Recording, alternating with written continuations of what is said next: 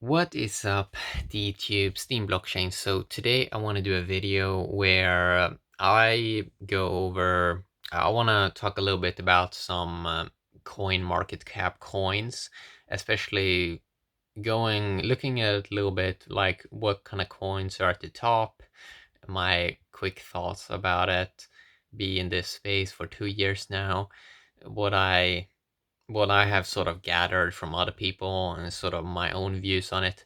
So let's do this. Okay, so I'm not going to go over exactly all the coins, but we can start off here with the first one, Bitcoin. So Bitcoin number one at $156 billion market cap. So Bitcoin, 10 years old, still is the number one kind of coin over here, but seems to have moved from digital cash to now just want to be a store of value. But now we've had other coins. So Bitcoin wasn't, it's important to understand that Bitcoin wasn't designed to be a store of value from the start. And now 2020 we're getting coins that are designed from the foundation layer to try to be a store of value. And the main problem with that Bitcoin has is it cannot pay interest out to holders. It only pays that to miners to have security theater. So it seems like, yeah, sure, the price can still go up, but isn't it better if you want to do the store of value thing? Isn't it better to move to something else then that pays interest to holders so they have incentive to hold the value up? So the idea with Bitcoin also a lot was that the digital cash aspect would be the one thing that would bring in all the value and utility. But now 10 years later, we see that people are not really using Bitcoin for that. They just want it to pump in value. And if I look at it like, okay, so I looked at the charts, it's only been doing an 8x since late 2013 to 2020. Okay, that's an 8x. So I mean, sure, it can still go up, maybe. So around now it's around $8,500. So maybe it has. So if it did an 8x in 7 years, okay, so maybe it can do 10, 20, 10, 20x, something like that. But where would that come from? Like, okay, so someone has to pump that value, but yeah, some more people can sort of buy it on exchanges, but now we see that it's only exchanges that are getting rich off of Bitcoin. So would average people get in if they can get like a 10 or 20x?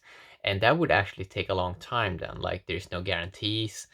Only did an 8x from late 2013 to 2020. I mean, it's not that really exciting then. I mean, wait that long for an 8x, still pretty good, but aren't there going to be other opportunities in this space that are better? Probably. Uh, Second, we have Ethereum. And Ethereum is one of my favorite platform right now because I see a bunch of cool games that are using it for decentralized market with ERC 721 tokens. And there are a bunch of other cool smart contracts on Ethereum that actually, for me, seems to be bringing more utility to this sort of ecosystem. It's a little bit annoying sometimes though, pay a fee for every transaction because you're so used to Steam blockchain or EOS where you don't really have to pay for do all these because you already staked some value. But now we know that Ethereum is going to go more to a staked system, so maybe that's going to be better. But yeah, Ethereum, it doesn't seem, it seems like you can build more things on top of it. You can't build anything like on Bitcoin, or people have tried, but then they move to other systems. So Ethereum, I think it deserves its number second spot. Number three here, we do have XRP, and the more you dive deeper into XRP, it seems to be a lot of so the ideas that they're trying to sell is this like liquidity idea that we need a real digital gold, and it's going to be this digital ledger. And the XRP is just from Ripple. It's just a digital ledger, and banks are sort of already doing this. They seem to have a revoke function, so they can kind of steal your money if they want. There's some function where they can revoke your kind of cash.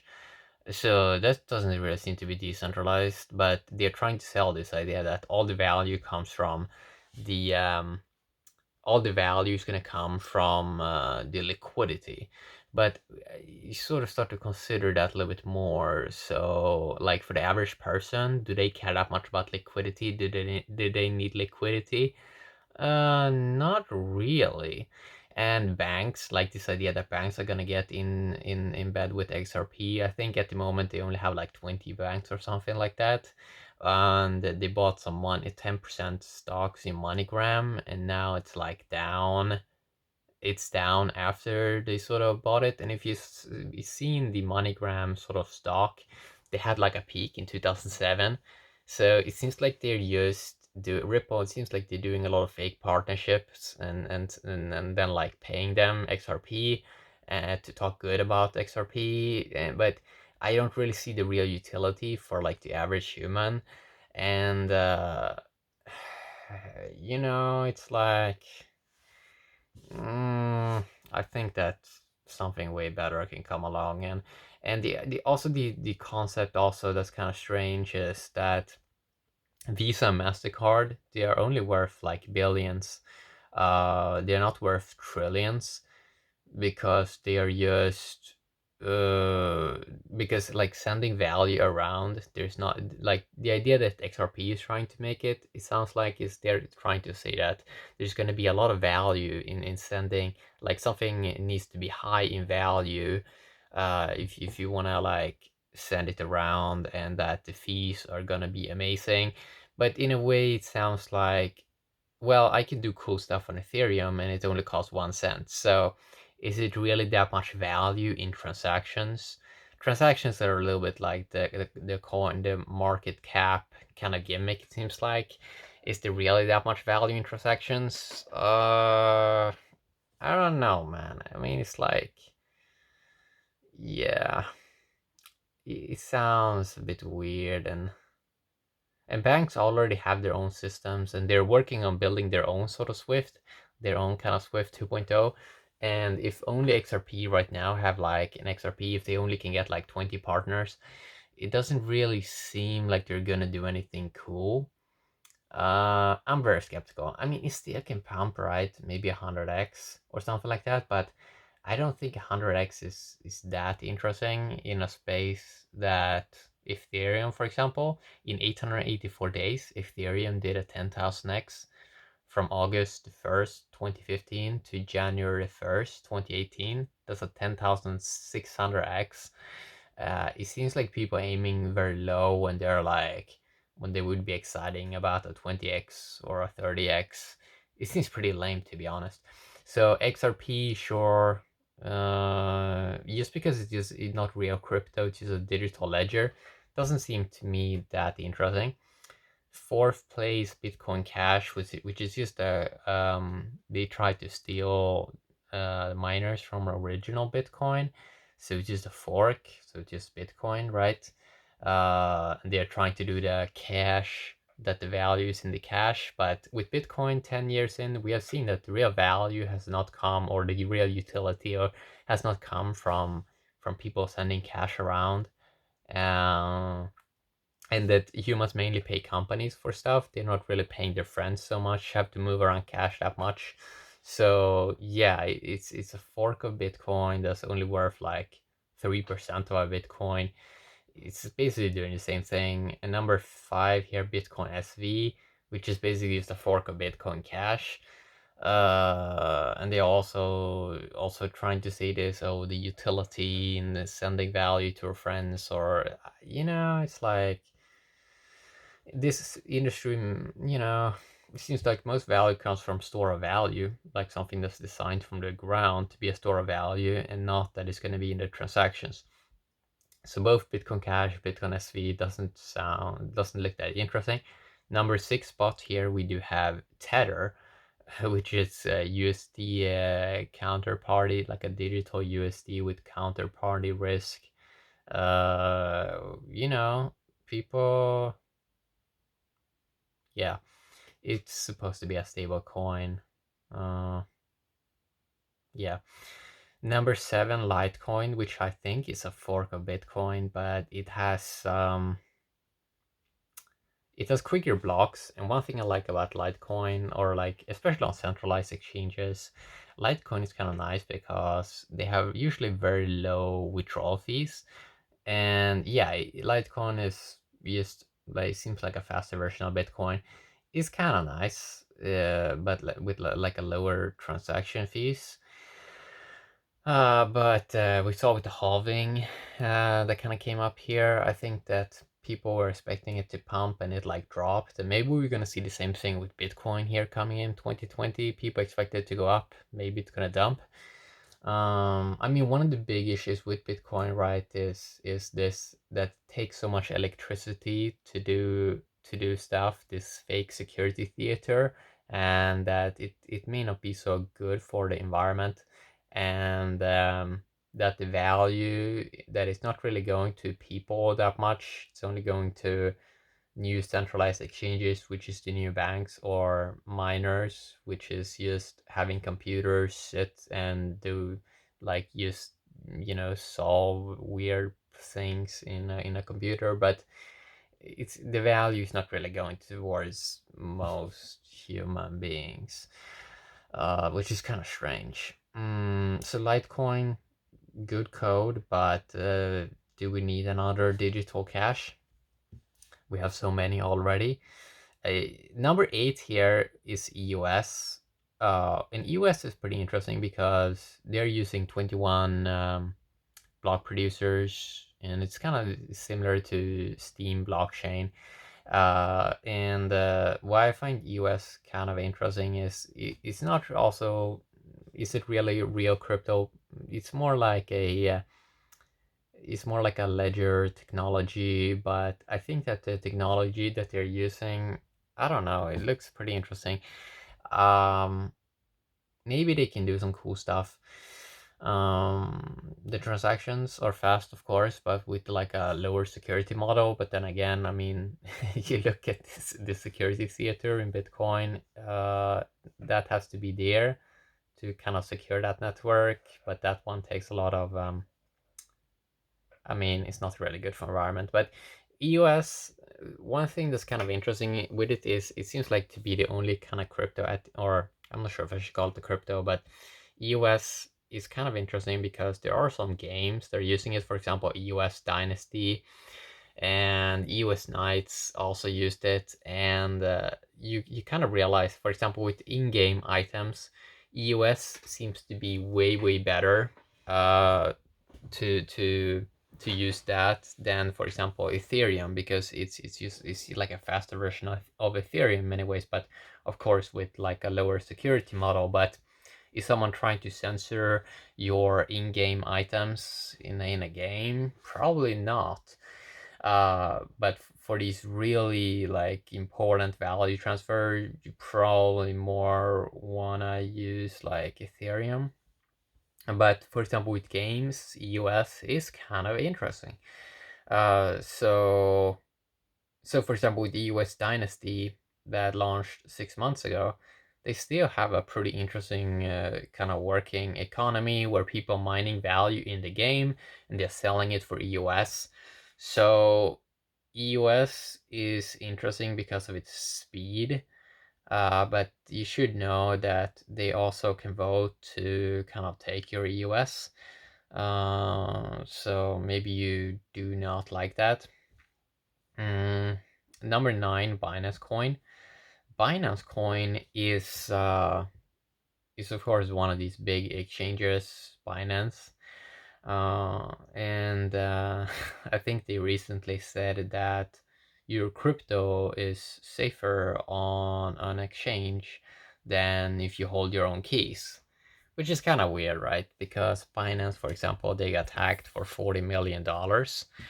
Um, And I mean, the weird thing about exchanges when you like look deeper into it is they seem to mainly, it seems like we don't really need exchanges if someone holds their own kind of keys. And that at the moment people are using exchanges because they kind of forced to, because there's not that much alternatives. But it seems like when people get other alternatives like Uniswap and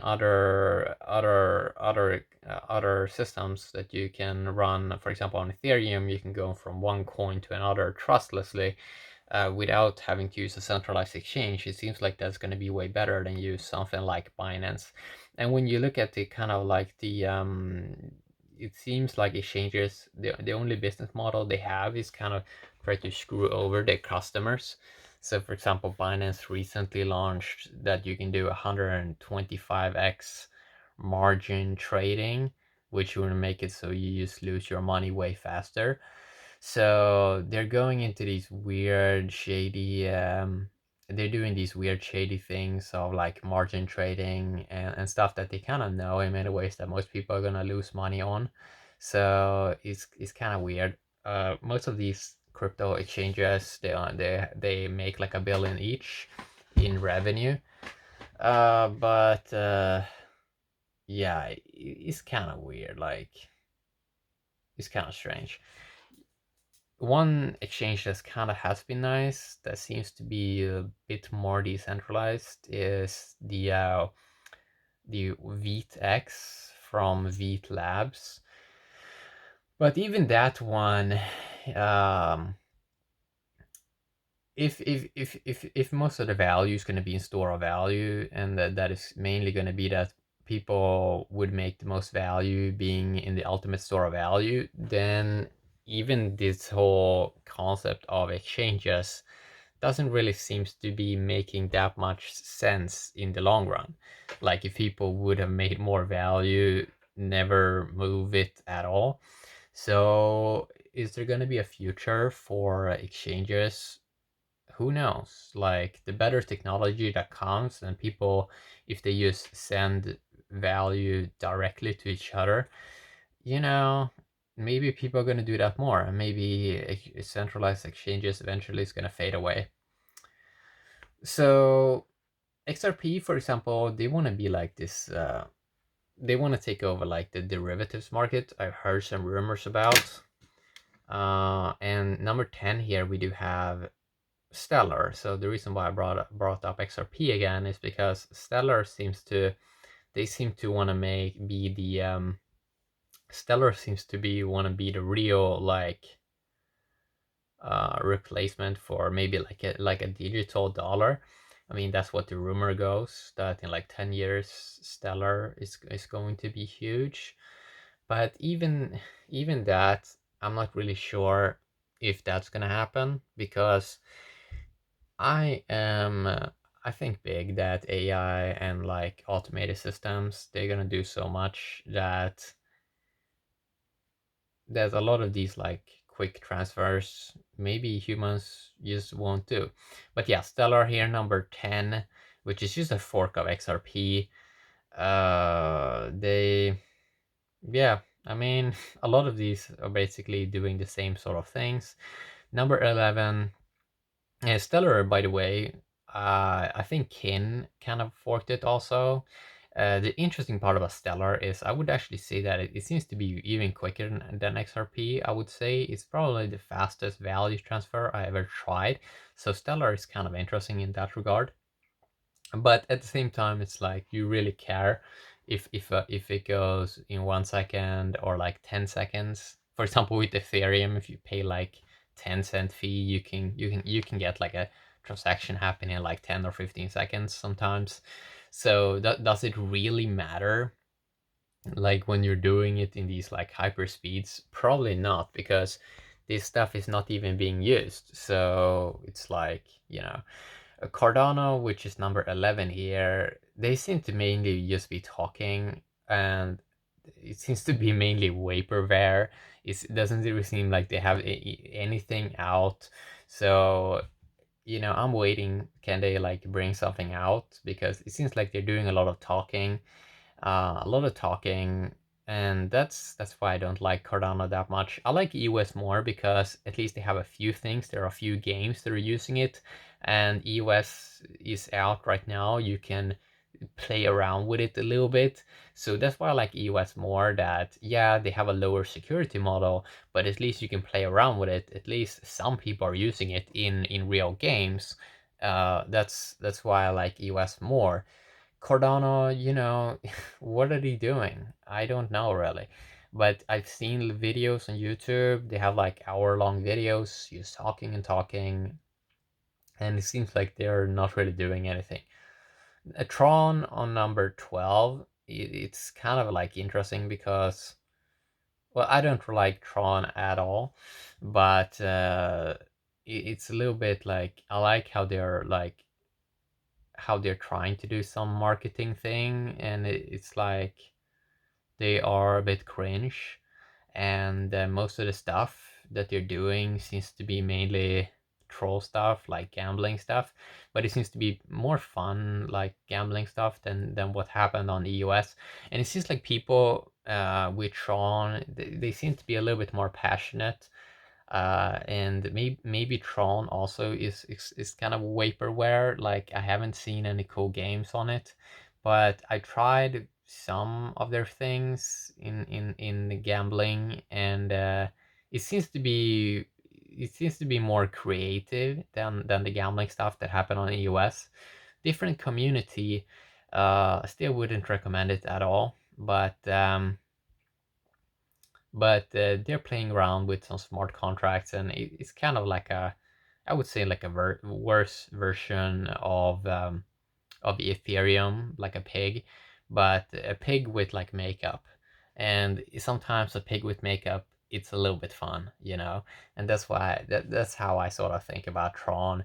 It seems like maybe if you observe Tron and like they're just because all the other products sucks in marketing, it seems like Tron is a little bit better at marketing, but most of the other stuff that they're doing seems to be like horrible. There's a lot of like weird rumors going on and lots of crazy stuff that happen. But a pig with makeup can be a little bit fun sometimes. So I'm not sure if they're really going to do anything, but as I've talked about in the past, you can learn a lot from both watching failures and successes in this industry. So number 13 here we have Tezos, which I have no idea what it is, so I'm not gonna say anything.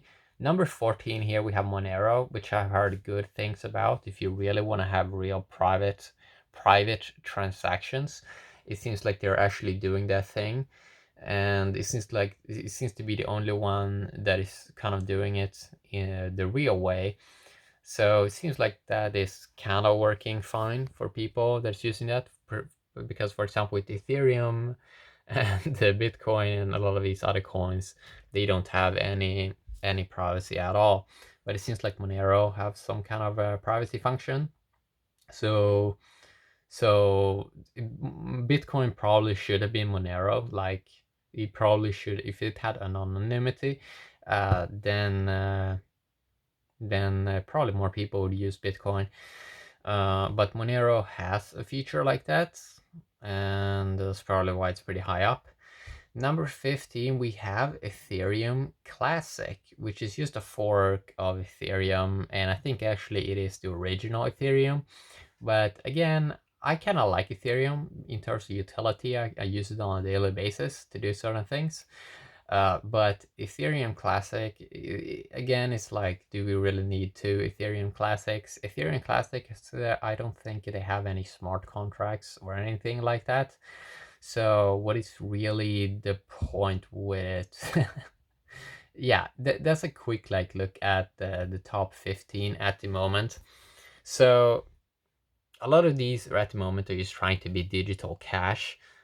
I'm a big fan of both Ethereum because of some cool smart contracts on it that actually works now, and I'm a big fan also of some features of EOS, and just to observe kind of what they're doing in this space.